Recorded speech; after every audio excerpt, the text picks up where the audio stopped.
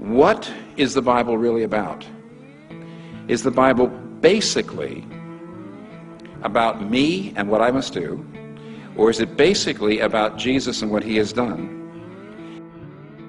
When you read in Luke and Acts how Jesus, in those 40 days, got his disciples together, 40 days before he ascended, after he was raised, what was he doing? Basically, he was saying everything in the Old Testament is about me.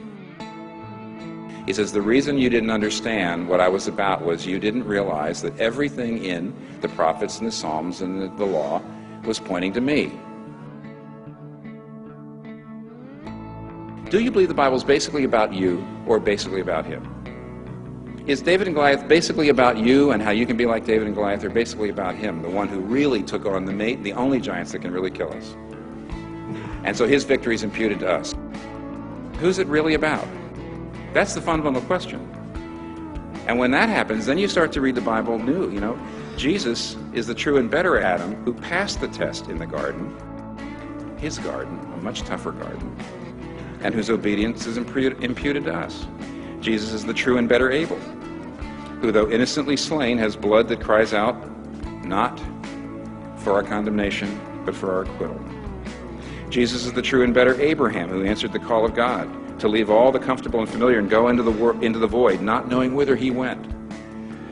Jesus is the true and better Isaac, who was not just offered up by his father on the mount, but was truly sacrificed for us all. While God said to Abraham, now I know you love me, because you did not withhold your son, your only son, whom you love from me. Now we, at the foot of the cross, can say to God, now we know that you love me, because you did not withhold your son, your only son, whom you love from me. Jesus is the true and better Jacob, who wrestled and took the blow of justice we deserve, so we, like Jacob, only receive the wounds of grace that wake us up and discipline us. Jesus is the true and better Joseph, who is at the right hand of the king and forgives those who betrayed and sold him and uses his power to save them. Jesus is the true and better Moses, who stands in the gap between the people and the Lord, and who mediates a new covenant. Jesus is the true and better rock of Moses, who struck with the rod of God's justice now gives us water in the desert. Jesus is the true and better Job.